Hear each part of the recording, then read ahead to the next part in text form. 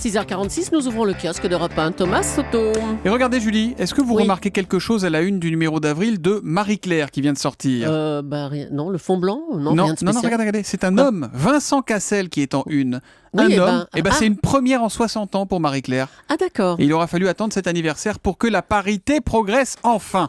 La presse ce matin, Julie, c'est de toute façon une affaire d'homme. Ils sont très forts le Marie-Claire, il y a un parfum là. Oui, il embaube absolument incroyable. tout le studio. Oui.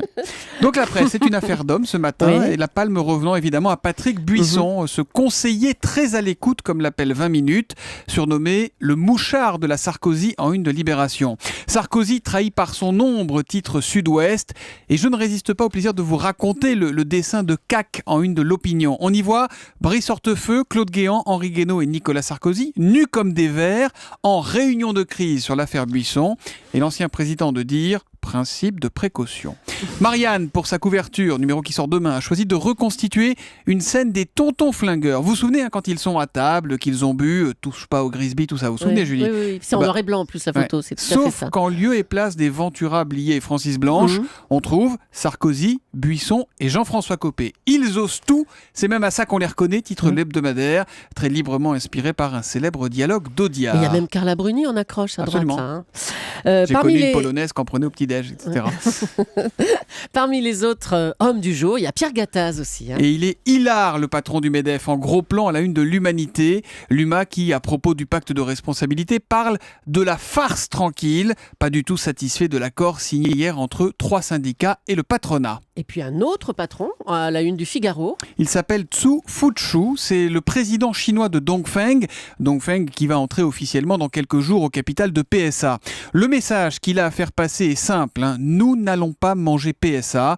Ce partenariat est gagnant-gagnant, ce n'est pas un rachat. Ce que nous voulons, c'est que PSA retrouve sa croissance. Notez que tout à l'heure à 8h20, Carlos Tavares, le tout nouveau patron de Peugeot Citroën, sera l'invité de Jean-Pierre Elkabbach sur Europe 1. Et puis Julie, comment ne pas terminer par une mention spéciale pour deux messieurs visiblement heureux en une de l'équipe, Blaise Matuidi et Paul Pogba, l'équipe à qui l'équipe de France de foot a fait plaisir visiblement hier soir face aux Pays-Bas et qui a choisi un titre plein d'espoir avant la Coupe du Monde.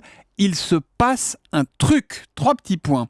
Je prends encore 10 secondes pour vous dire qu'il s'est aussi passé un truc en dernière page de l'Humanité aujourd'hui, puisque regardez, la dernière page de l'édition de ce jeudi, c'est exactement la même que celle d'hier, mercredi. Voilà ce qui s'appelle un petit bug. La même page, voilà. Dans le journal d'hier et dans le journal d'aujourd'hui. À l'arrière, et les deux unes évidemment différentes, celle d'hier et celle c'est le journal du jour, évidemment. Oui, d'accord. Non, mais je vous montre tout ça à la caméra.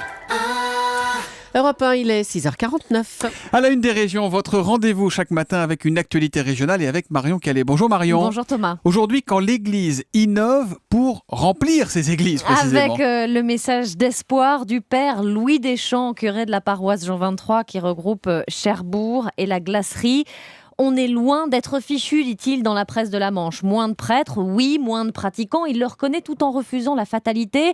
On ne va pas continuellement regretter le passé en pleurant. Et ce curé optimiste, donc, de lancer un service de covoiturage pour ses fidèles. Car même en ville, nombre de personnes ne bénéficient plus d'offices religieux dans leur église, dans leur quartier. Il leur faut donc se déplacer, ce qui n'est pas toujours aisé pour les personnes âgées. D'où ce service proposé par le conseil pastoral et pour lequel déjà 82 personnes se sont proposées. Ce covoiturage sera lancé le 23 mars prochain pour les grands événements, les messes de Carême, de Pâques ou de la Pentecôte. Mais l'idée, évidemment, c'est que chacun s'approprie ce mode de partage pour l'appliquer, pourquoi pas de manière hebdomadaire, pour la messe du dimanche. Le Père Deschamps, en tout cas, bien décidé à s'adapter à notre époque, au nouveau mode de vie pour donner la foi différemment, dit-il. C'est comme si l'esprit du pape François soufflait jusqu'à Cherbourg et l'une des membres du conseil pastoral de saluer le charisme et la bonhomie géniale de ce souverain pontife, dit-elle, qui fait bouger les choses. Et c'est donc à lire dans la presse de la Manche ce matin. Merci Marion Calais.